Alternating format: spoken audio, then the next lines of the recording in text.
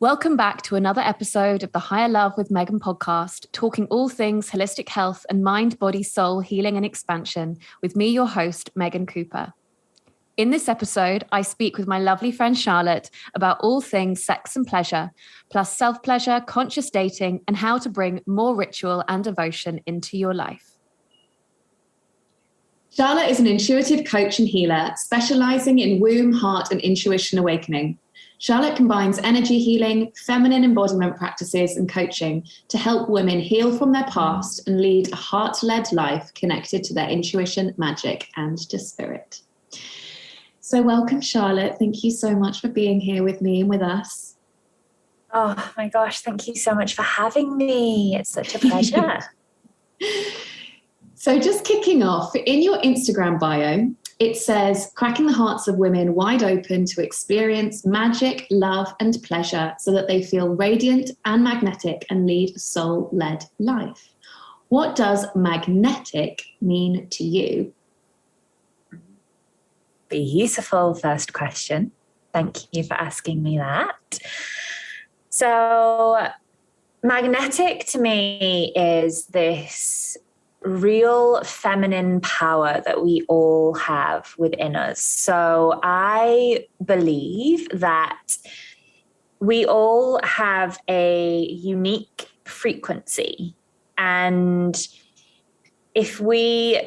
so without all of the humanness, like at our soul level, we have a unique frequency, and the more we are in tune with that frequency as humans, so for example, if our mission here on earth is to work with women to heal their periods, and that's what we're doing, we're going to succeed at that because we are in line with the frequency of our soul.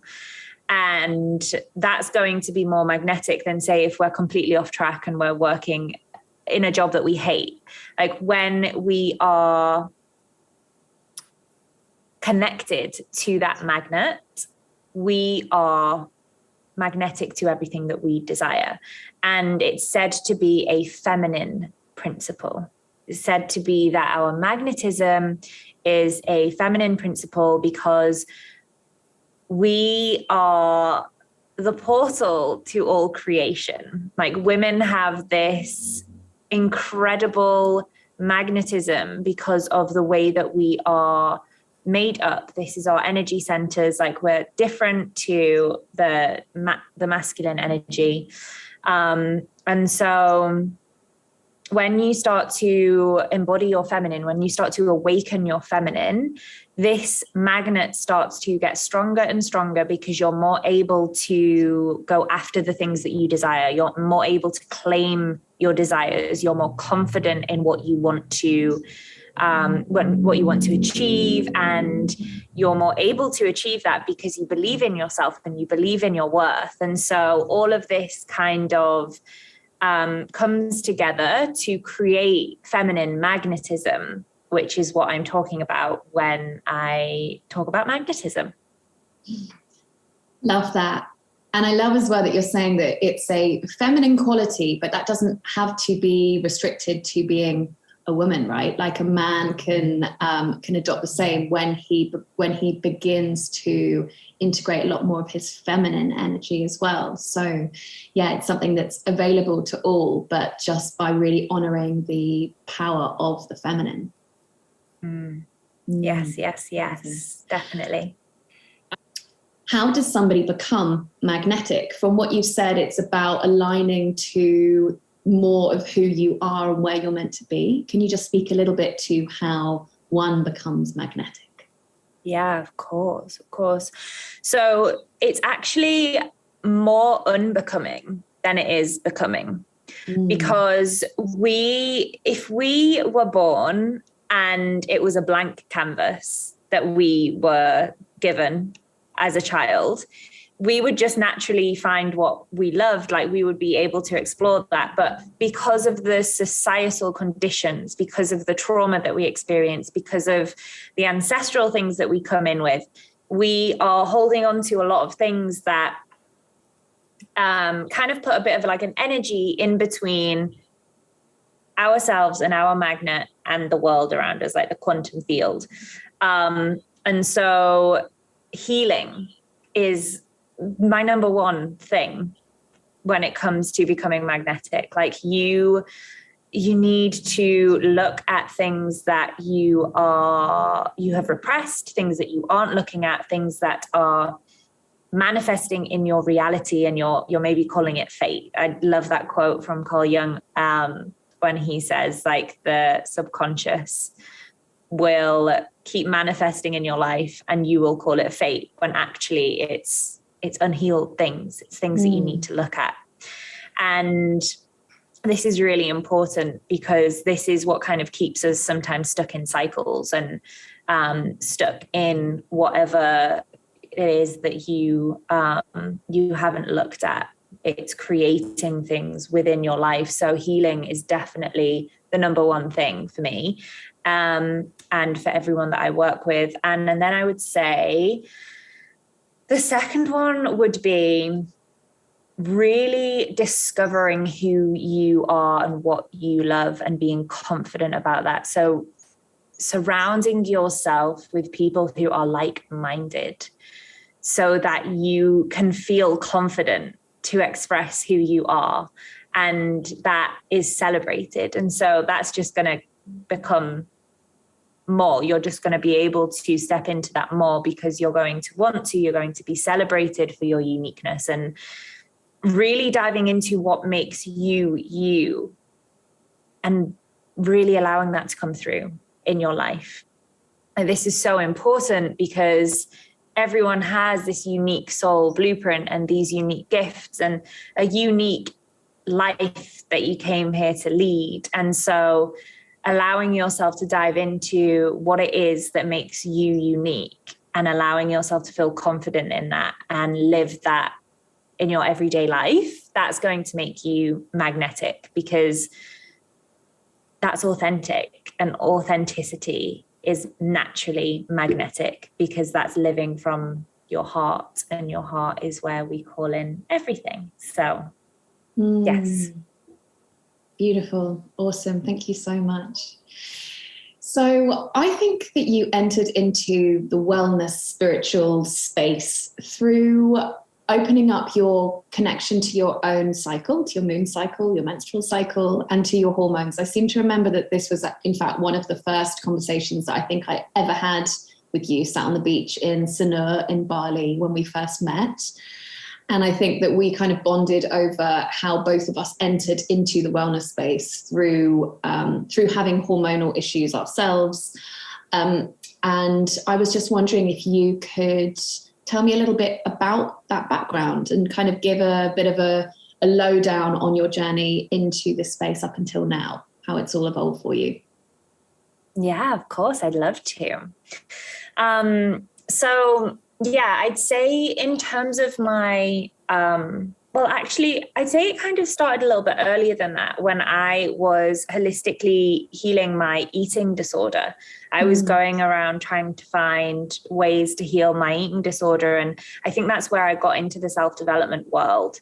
And that was when I kind of discovered just this thing of it being more, like it's always searching for more. And then I was kind of on this journey of like, what is that thing that I'm missing?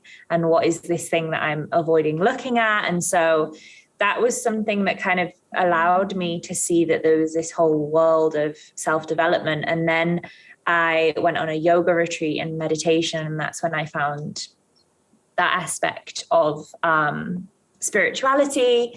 And I would say that the part of my journey where I started to heal my cycle, because I was also on that journey at the same time, was where I really entered into like the true aspects of healing and wellness, because that's where I really started to look at the repressed emotions. And that's when like everything was coming together, and all of this understanding of the feminine and how we disregarded it for so long, and like why my cycle was so beautiful, and just really diving into all of that. And yeah, that was when because before that, I would say I was kind of doing all of the right things. Like I was meditating, I was doing yoga, but I was still going out and getting absolutely hammered and looking for validation from men. And like, I still had such a bad relationship with alcohol and men. And so there was that part of me that I hadn't looked at. I hadn't done, I mean, people call it shadow work. I hadn't done that deeper aspect. And that's what the healing my cycle and doing all of the energetics around that allowed me to dive into. And that's kind of where this real deep awakening came from for me, of the feminine aspect of my work and like leading from the heart. And since then, like my work has just become so much more sacred and connected. And this is what I now help women with as well. So yeah, does that answer your question? I feel like that's the short version. Absolutely. It's really hard to put, decades worth of life into a short paragraph, isn't it? So just picking up on the feminine work and the feminine energy, because it's such an important thing, but I feel like it's something that a lot of people don't really know about or don't really understand. And I know for me that you are one of my friends who most, I would say, embodies the feminine energy. So I was just wondering if you could explain a little bit around what feminine energy and masculine energy is, how the interplay of them work, and how we can also use these within our daily life in a kind of practical sense. So yeah, if you can explain it and then talk about how we can work with it and use it to our advantage. And yeah. Yes, of course, I'd love to. So as I said, when I started doing this work with my cycle and healing that aspect of my life, that's where I really was diving deep into the feminine. And I would say that I didn't even bother to think about the masculine for a solid year or two. I was like, it's all about the feminine rules. Like, this is just like, I was just so in that world. And it was because it felt so powerful to reclaim it, which it does for a lot of people, because that's been so repressed in our society, especially in the West. Like, we're in a masculine society, the society that's all like go and work harder, hustle, grind. Like, the whole structure of Western society is set up in a masculine way. Because women, obviously, we go through this monthly cycle, and so our energy changes. And within the Western world, there isn't any room for that. Like in a 9-to-5 job, you're expected to be the exact same 5 days a week. And this is just not how the feminine is.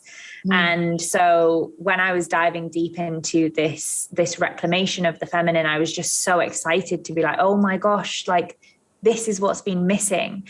And this was really about connecting to our emotions. Like, the feminine is so about all of the emotions and being able to really feel everything, and our intuitive connection that we all have so naturally, but that is so repressed in society. Like, this inner knowing that all women have, like, we just do. And being able to reconnect to that and live life by that. Allowing ourselves to live in flow. So like flowing with our cycles, flowing with our energy, and allowing ourselves to not be as structured within ourselves.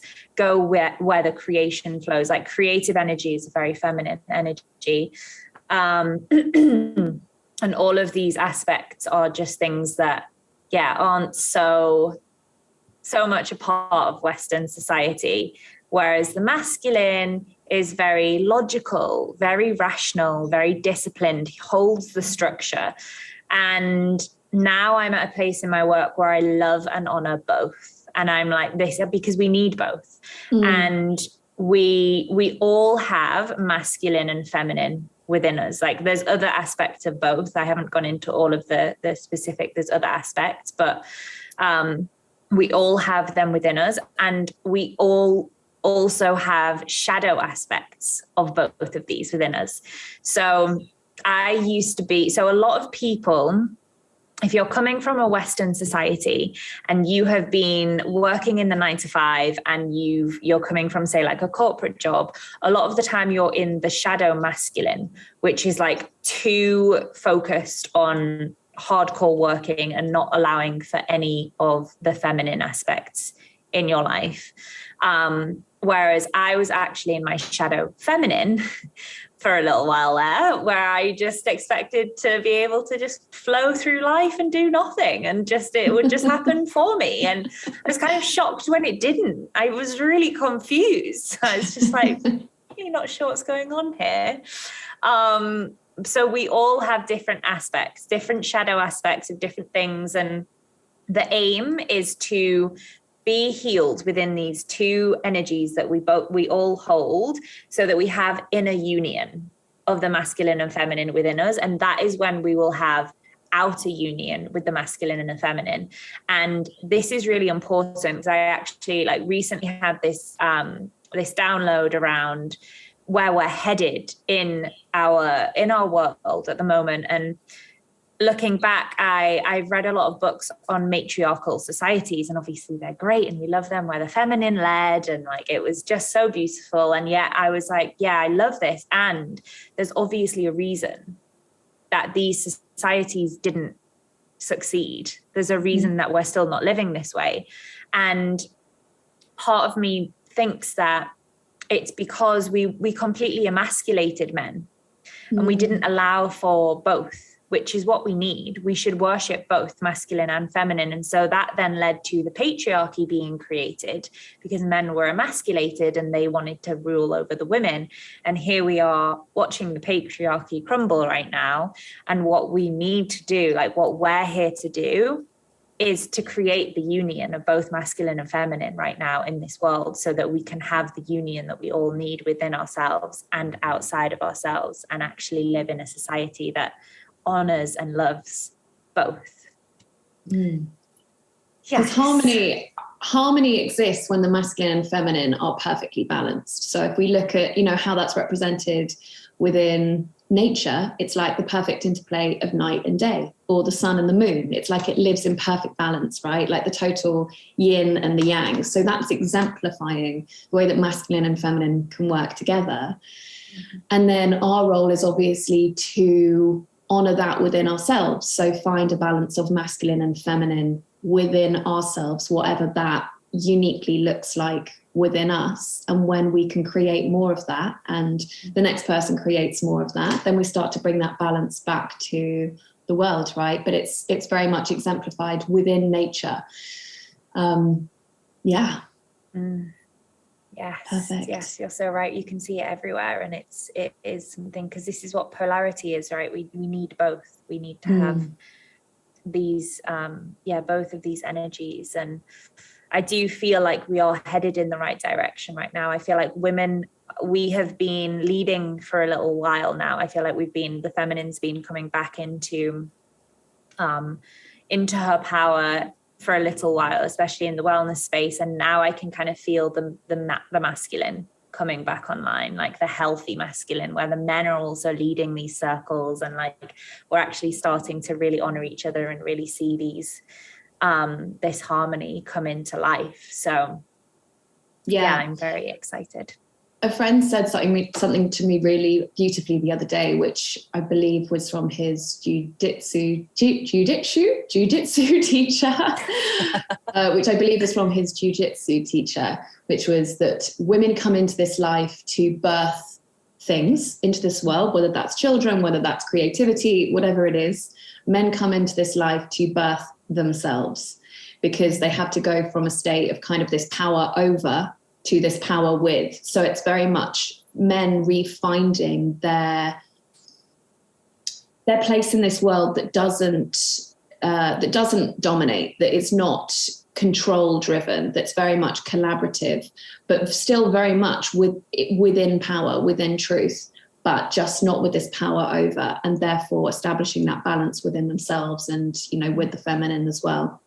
And I think that the role of men, of the role of the masculine, is going through a massive shift at the moment. I think that with men trying to really establish their healthy masculine as well. There's a lot of work being done there as well. And, you know, certainly the feminine as well, like for us as women, finding our healthy masculine as well. So talking about like all of the power and all of the ways that we can find our masculine within our work, you know, our doing energy, our getting out there energy, our hustle energy, and establishing boundaries and things like that's all part of the masculine as well. So yeah, awesome.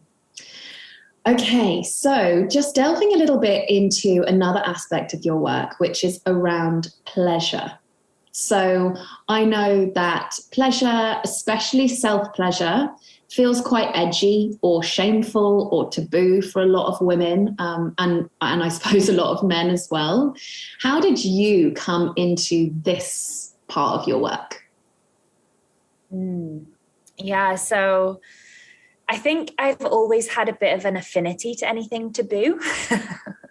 It's kind of like part of my mission, I guess, here is to normalize these things that are taboo. And even the word taboo is like connected to menstrual cycles and like came from that area around like rituals and period blood. Like they're all interlinked, these words. And yeah, so womb wisdom was the place that I started doing the work. And I guess as an extension of that, I realized how intertwined womb wisdom and pleasure and sexuality are. And because I had done a lot of healing on my womb space as a result of my past with my sexual experiences.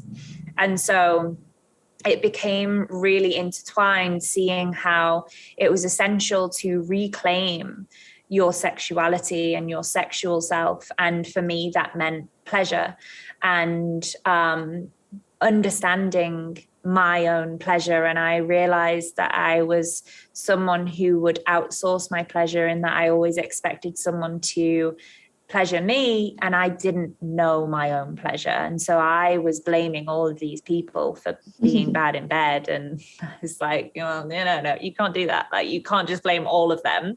Like, you don't know what you want, therefore you can't ask for it, and you can't know. And so it became really obvious that it was my responsibility. And I started learning more about pleasure and the energy of like sexual energy and creativity, and how this is such a force that we have within us that we can utilize to help co-create the life that we want to lead.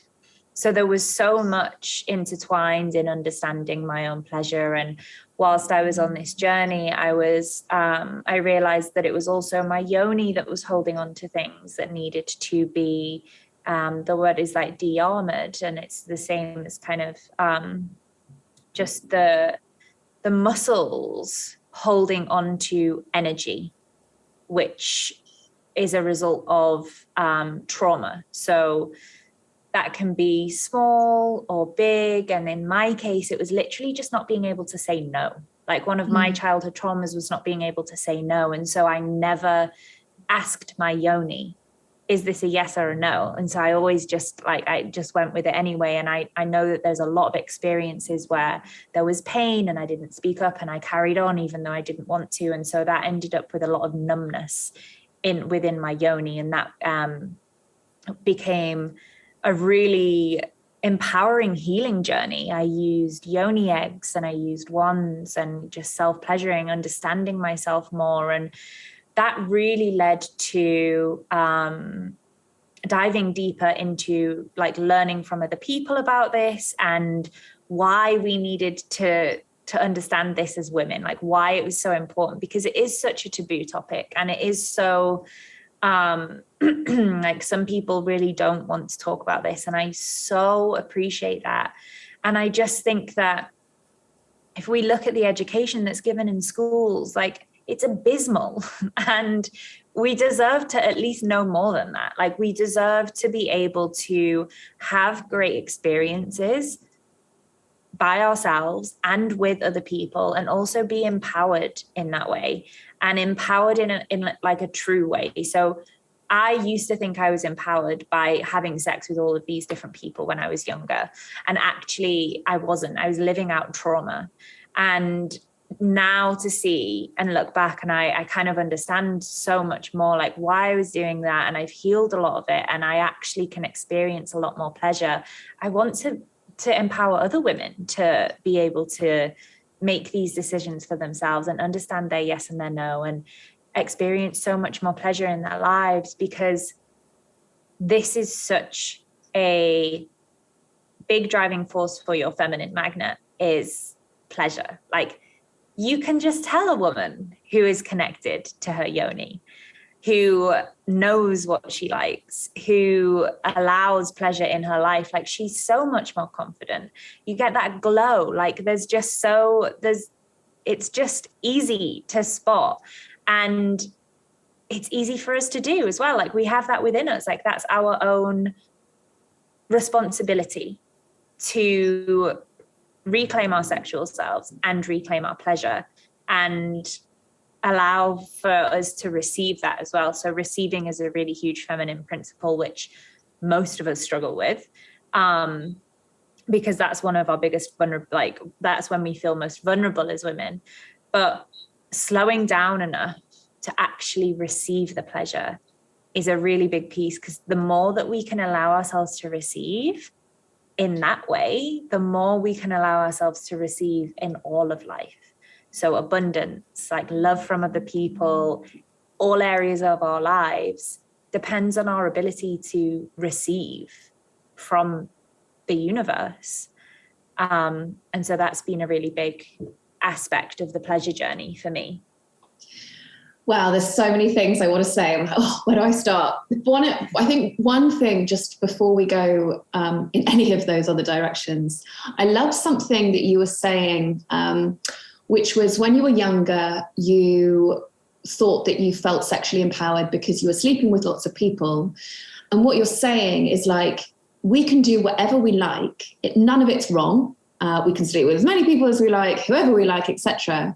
But the empowerment comes when we are doing it from a kind of conscious place of feeling whole already, is kind of what I'm hearing from you. It's like when we're sleeping with lots of people, whatever, but it comes from a place of trying to meet some kind of need or void or heal some kind of trauma within us. That's when it starts to become a little bit kind of shadowy and murky. But when we can do the work to facilitate that healing in ourselves first, to come back to a place of wholeness, that's when we can move forward in a really empowered way and open ourselves up to however we want to navigate our own sexual healing or sexual journey. That was something that I heard from you, right? Yes, 100%, 100%. That is exactly it. We are free to do anything that we like.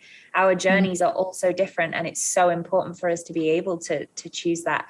But when you're doing it from a space of trauma, like you don't know. So I had no idea that I was doing it from that space. And what I was looking for was connection and validation. And what I wanted to be loved because I didn't love myself. And I always felt really horrific afterwards. And I think that's the key piece, is like, it wasn't empowering.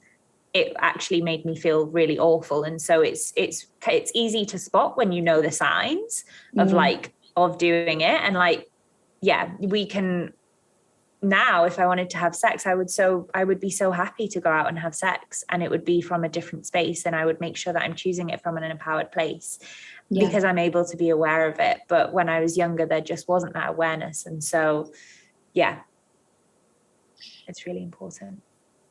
Awesome. So can you speak to a little bit about some of the collective shame that we have around sexuality and around pleasure? Because there's a lot of it out there. It's not really polite to talk about these things. It's certainly not conversations that I used to enter into, I guess, earlier on in life. And there is a lot of shame wrapped up in what it's okay to do, what it's not okay to do, just around sex and pleasure in general. So can you speak a little bit of kind of about why you think there is so much shame around this, and also how you push through it. I mean, you've said that you've always entered into taboo subjects anyway, but just speaking a little bit around that collective shame, because I know that that's something that a lot of women, and I know that men too, hold around their sexuality. So if you could just speak a little bit to that, that'd be great.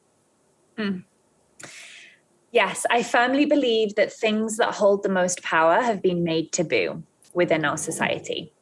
I firmly believe this because I can see it in our, like, anything that has the potential to make us realize our power, make us live confidently and be able to go after everything that we desire and understand our true inner power has been shamed, has been made into something that it's not. And it's the same with periods. It's the same with women menstruating. Like, these two things are so intertwined because there's so much depth and there's so much power within them. And it's the patriarchy. And when I say that, I mean the shadow masculine within the society that wants to keep people disconnected from their true power. Because when people know their true power, they don't stay in jobs that they hate. They don't they don't live every day unhappy and thinking that this is all there is, because they understand their limitless, like, possibilities, like, that they can create on a daily basis. And I think that what has happened is this disconnection from sexuality, where it's been really claimed by our society to be a certain way. So, for example, like porn, that's one of the ways that a lot of people become educated in sex, is porn. And it's such a misconception. And it's so bad because it creates a lot of shame around things for a lot of people, for men and women. And if we were able to openly talk about everything, we would see that actually all of our desires when it comes to sex, they're all great as long as we can practice them safely. And I think there's this idea that, there's this idea that certain things are more shameful just because it's so not something that we're allowed to talk about. So, for example, everyone knows that we have sex, but the further that goes in terms of like fantasies and desires, the more people hold shame around it because the less it's discussed. And this also comes from religion as well. So this idea of purity and this idea of what's good and bad. And and I think that with the church and all of the different religions, creating this idea that we have to be married to have sex, and that we should only have sex with one person, otherwise we're unclean or we're sluts or whatever you want to call it, really has had a huge impact collectively. Because, and this is manifested in the STIs and all of the diseases that we experience sexually, because no one wants to talk about it openly. And so everyone pretends that they don't have sex, but yet they do have sex. And so like things get passed around. And I genuinely believe that a lot of the sexually transmitted diseases come from the fact that we hold so much shame around being sexually active. And so, yeah, it's really beautiful to see things like Sex, Love and Dupe on TV. It's on Netflix, and that's like encouraging people to talk more about sex openly and to see the power that we have to have greater sexual experiences with each other. And I think we're really seeing a movement right now within our generation of moving through this shame to an empowered place of being able to talk about whatever we desire. And I think that it's just carrying this on and making sure that we stay open-minded about everything, and like not having judgment around people's desires, so that no one ever feels shamed with what they like and what they don't like, because everyone has different experiences, but we've just never had the space to talk about it openly with no judgment. Something that I found super, super insightful when it comes to desires and fantasies, that I learnt doing a course with Amy from Temple of the Feminine, who I absolutely love as a leader of sexual thought. She was talking about how fantasies and desires are a representation of a quality that we are trying to bring more of into our lives. So if somebody's looking to have dominant sex, then they're looking to bring more of a sense of control into their life. If they're looking for submissive sex, then you're looking for more sense of surrender or being taken care of in life. If you're looking for threesomes or group sex or whatever, then you're looking for more community within your life. So I loved that. And it just totally dissolves a lot of the shame around whatever it is that you're wanting to experience within your sexual life. So I found that to be just super, super insightful. But again, these aren't things that we talk about. So just taking a slightly different track with that. So a lot of women feel very disconnected to their bodies and therefore quite disconnected to their pleasure. So what would you say to somebody who does feel very disconnected from their body or to their pleasure? Kind of, where do you start on that journey? So it's different and it's unique for every woman, of course, and it really depends on their past and their experiences and the things that they're holding on to, because I've worked with a lot of women who do find it very difficult because of past experiences. And so when there's things and when there's traumas that need to be released, it's not as simple as just giving them the embodiment practices. It has to be something that we go deep into to work through that so that they feel safe in their body. And that's such an important piece. This is actually the most important piece. And this is something that I work a lot on with the women that I work with, is first of all, feeling safe in their bodies, because a lot of women don't. And that is a lot of the reason that a lot of us are disconnected from our bodies, because we've had experiences that have made us feel unsafe and we haven't healed those. And so until we're able to release those and feel safe within our bodies, we're not going to be able to surrender and receive, because it won't feel safe.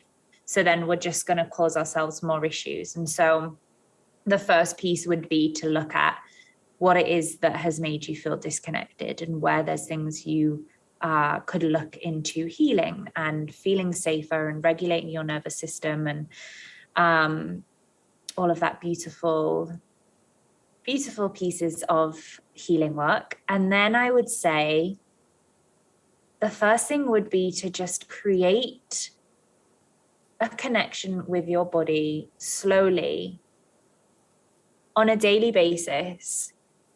Something that feels really easy and really natural. So it could be affirmations in the mirror for a few minutes every day. It could be just putting on a really beautiful song that you love that makes you feel sexy. It could be putting on sexy lingerie. It could be looking at your vulva in the mirror on a daily basis and saying affirmations to her and getting acquainted with her. These things, although they're small and simple, can have a profound impact, because these can also bring up a lot of stuff that we may be needing to heal. But it also, like, this isn't something that we have ever been taught to do. And so just giving yourself and your body that time and that love and that attention is going to start rewiring the way that you look at your body and the relationship that you have with your body. And if you think like your body is all just energy, like it's denser energy, but it's all just energy. And so we often say things to her that aren't the nicest. And to flip that switch and to rewrite those stories and to start filling her with beautiful affirmations and loving her, that's going to create a deeper connection with your body. And once you're able to be in your body and feel better and good in your body, that's when you can really start to allow more pleasure in. So that's when you can start to experience self-touch, and maybe creating a ritual with yourself. And I would highly recommend looking at your erotic blueprint so that you can understand what you are, so that you can create a ritual around that. So for example, if you are sensual, making sure that you have a beautiful playlist and there's beautiful smells and your room is tidy, and all of these things make it easier for you to drop into pleasure. So just knowing these things about yourself can really help you to create a beautiful environment, which is going to make it so much easier for you to drop in and receive the pleasure from yourself. And just allow yourself to take it slow as well, because this is something that if you haven't been connected to your body before, like there's so many years of programming and things that may come up as you do this. And so just really allowing yourself to feel all of that and release all of that and be with yourself and just drop deeper and deeper into your body as all of these things come out and create the space. I love that. Thank you so much for sharing all of that. Because pleasure is very different to just having an orgasm, right? And I think that this is something that we kind of confuse. We think like orgasms equals pleasure, but actually when you start to really delve into much more sexual-based practices, we realize that pleasure is a much bigger forum than we give it credit for. So what to you is a pleasurable existence, and how can we bring more pleasure into our lives? Yes, beautiful. I love that you've highlighted that, first of all, because it's actually, so many of us can just be goal orientated when it comes to pleasure. Get in, have an orgasm, get out. And I'm all for that now and again. And that's actually like being in our masculine, because it's a goal. So we're going for it.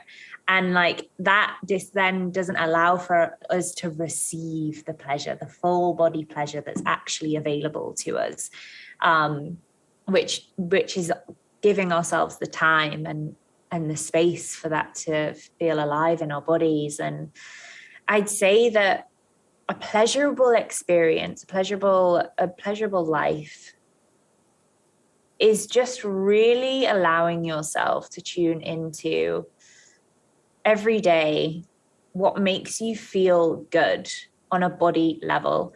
And so I think that it's such a different way of living to what we used to do in the West, is like all mind-based. I should do this next. I should do this next.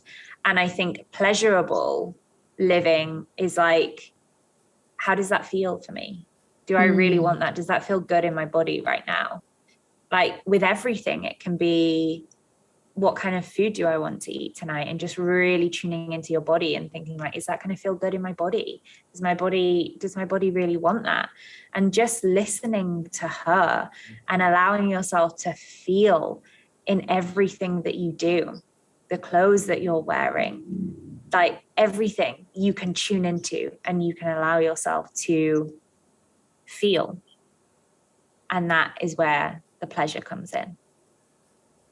Amazing. Yeah, a question that I love to ask myself is, how can I make this experience more pleasurable? Which is really helpful when you're doing things that you don't really want to do, but you know are good for you. So for example, I know that journaling is really good for me and my life is better when I'm journaling.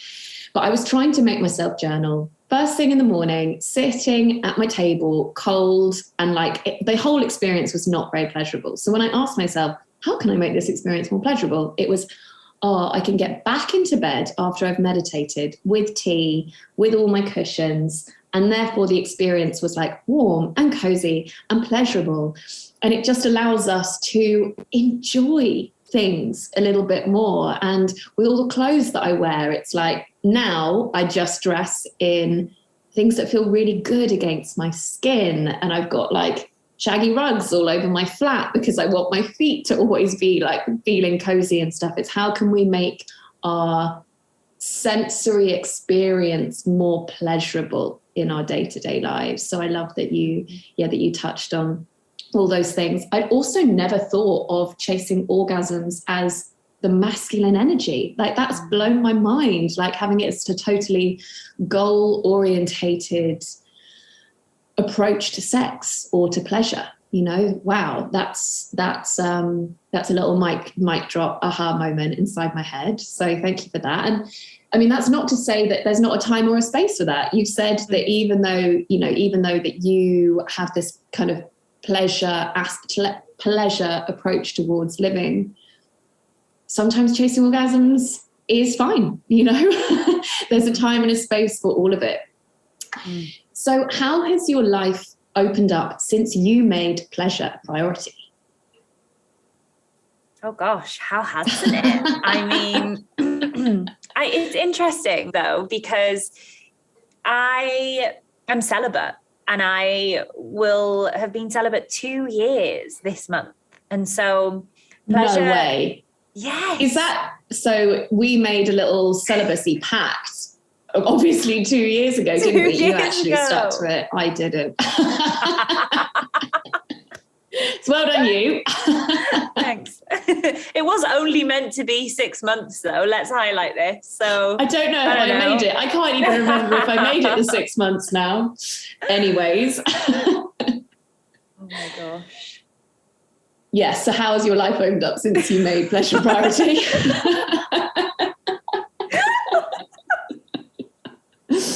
Oh dear. Okay, wait a second. Okay, so I've been celibate 2 years this month, and so you may think like as I've prioritized pleasure, I've been having more sex, when actually the opposite has been true, and yet I have been experiencing more pleasure than I ever have. Because before, when I was having sex, like I said, I was like giving away my pleasure. I wasn't prioritizing it for myself. I didn't take it as my responsibility, and I didn't know myself. And celibacy has been just this portal of discovery when it comes to pleasure. And so I have allowed for so much expansion in relation to the life that I'm living. Like my ability to receive has just opened up tenfold. And that has allowed me to be living the life that I'm living right now with the most connected, nourishing sisterhood, which is so beautiful to receive and be around and have those reflections, and to be doing the work that I'm doing as well with these women. I feel like because I allow myself to prioritize pleasure, my work is pleasurable. I love the work that I do. I love the women that I work with. I know that I can have that. Like I don't ever have to put myself in a situation where I don't love the work that I do, and really living in places that make me feel good and that are pleasurable. And I have followed my soul like to the beach because that felt pleasurable, and that was just such a soul calling, and I could feel how good that felt in my body. And it's just really allowed me to be so much more in tune with my body, with my feminine energy, and therefore has allowed me to receive so much more magic and really follow my intuition and my soul and whatever life has been calling for me to follow. And how has this work affected your dating life?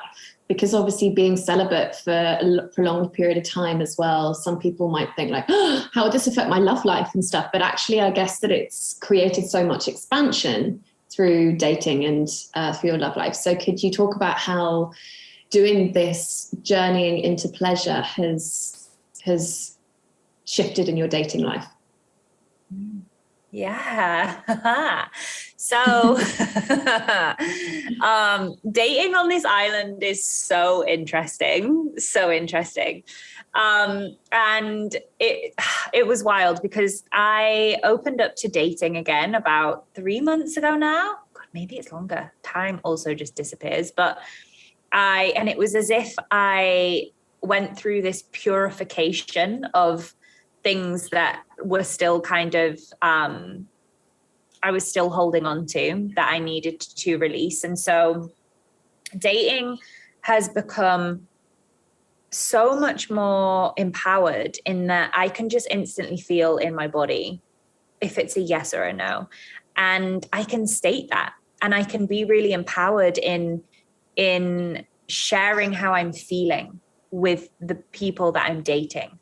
And it's been hard. I'm not saying that it's been easy, because this has been such a huge journey to be able to state things and like end things and really trust in myself and really trust in my knowing. But ultimately, it's just made me so clear on what I am worthy of, and that I'm not going to settle for anything less than that. Like, I'm not going to, because huge patterns of mine were, I know we've discussed this before, mothering people because of the nature of the work that we do. Like, it's so easy to go into that role. And that was something that I was like, absolutely not. Like, no way am I doing that. And just really releasing all of those patterns and allowing myself to stand firm in my womanhood, in my beautiful feminine energy, which will allow for the man to be in their masculine energy, and for it to be a really beautiful relationship in that aspect. And just holding that vision for myself and knowing that it's out there and knowing that I'm worthy, and trusting in the divine timing of whatever goddess has planned for me. So love that. I think it's so interesting looking at how we are embodying our feminine within our relationships. It's something that I've been digging into this year. I think that you're totally right. By the nature of the work that we do as coaches, as healers, there's this kind of incentive to want to go in and bring in our nice little kind of wounded healer of going in and like fixing people and helping and all of that. And actually that's a shadow aspect to bring into dating. And actually, as women, when we can really embody our feminine energy within our romantic relationships, within our sexual relationships, there's a real magic there. So I'm really pleased that you touched on that. Just one more area that I want to discuss with you. So that is the area of ritual, because I know that ritual plays a big part in your work and in your life in general. Can you explain how you use rituals with self-pleasure as, for example, like a tool for manifestation? You've mentioned that you use wands, yoni eggs. I have both of those, but I know that like a lot of people don't really know like how to use them, what they're for, etc. So can you speak a little bit about your rituals with that, and then also menstrual rituals as well? Because I know that ritual is something that's a big part of your life, and it's something that is a quality of the feminine because it's all about sacredness and devotion. And if you could speak to that, that'd be beautiful. Yeah, definitely. So for me, ritual is really this space and time that I have with myself and goddess, and I am in devotion to whatever it is at that time of my life that I'm needing to connect to or work through or release or tune into. And like you said, self-pleasure rituals are really powerful for manifestation and just aligning to this energy that allows you to call in things and just align with things that you want to bring into your life. And I'll start with my menstrual rituals, because this is kind of where it all began for me with the rituals. And I really tuned into how powerful this was for me when I was back home. And I used to go into the woods and hold rituals with myself. And I can just remember this one really powerful ritual, which had actually been channeled through a mutual friend of ours. And I was sat in the woods and I was doing my thing. And as I meditated, I was instantly taken back to a past life. And it was just so vivid. Like it was the wildest thing. And this was when all of my gifts were opening up, like my own energy healing. I'd been doing energy healing for a while, but my specific one was coming through, and my channeling was coming through. And then I was having this experience where I was being taken back to past lives regularly. And it just made me realize that ritual is just so important for connecting with everything in the unseen. It's giving yourself that space and that time. And whether it is literally just to step into an energy that you want to step into for the day, or whether it's because you want to connect with like your ancestors or your past lives, or like there's so many ways that you can utilize ritual for yourself to create more magic in your life, and to just remember how powerful you are and how much more there is to this life and everything that we do. And so I have my morning ritual, which I change up all the time, but that time is so important to just really step into the energy of the day and to really allow myself to take responsibility for my energy. And then I have my self-pleasure rituals, which I mentioned earlier about the erotic blueprint and like knowing what yours is, because this is so important to be able to create the space for yourself. And I will use whatever I feel called to. So I have my eggs and my wands, but a lot of the time just using my hands, because this is really good for knowing where your numbness is and being able to like de-armor. Because you can feel so much more intricately within yourself. And obviously the more that you know yourself within your yoni, like the more that you can work with that and experience deeper levels of pleasure. And this is where I will move the energy, consciously breathing, moving the energy that's building, holding on to whatever I'm wanting to manifest, if I'm using it as a manifestation tool. Sometimes I'm just using it to just raise my vibration and to just feel amazing and like feel great, because pleasure is one of the highest frequencies. And so if I have an idea of what I'm calling in, if I'm using it as a manifestation tool, when I'm building this energy, I'll hold this vision of what I'm wanting, and I'll be moving the energy up and just allowing that energy to build and build and build, and to just keep that vision of what you are wanting to manifest within your mind. And you don't even necessarily need to orgasm. It's like we said, that's not the goal. It's the being in. So the longer that you can be in that high state of pleasure whilst holding that vision of what you're wanting to call in, the more likely it is that you're going to be able to call that in. And so that's the aim, is to stay in that frequency. And I love being able to have it as a ritual, because I think that for a ritual for me is where you just completely disconnect from everything, like turning off your phone, making it a sacred time, and making it a real time for you to honor yourself and everything that comes up. And so although I'm talking here about this self-pleasure ritual, about manifestation, a lot of the time when you're self-pleasuring, things can come up for you that you need to work through, uncomfortable emotions. And so within a ritual space, if you've set the container and you've allowed yourself to create that sacred space, you can feel so much safer to go into whatever comes up. And you can do emotional release if you like. You could cry, you could journal, just allowing yourself that space and time to flow into whatever feels good, and allow the ritual to work for you, and allow it to work its magic. Yeah, I feel very, very inspired to bring more ritual back into my life.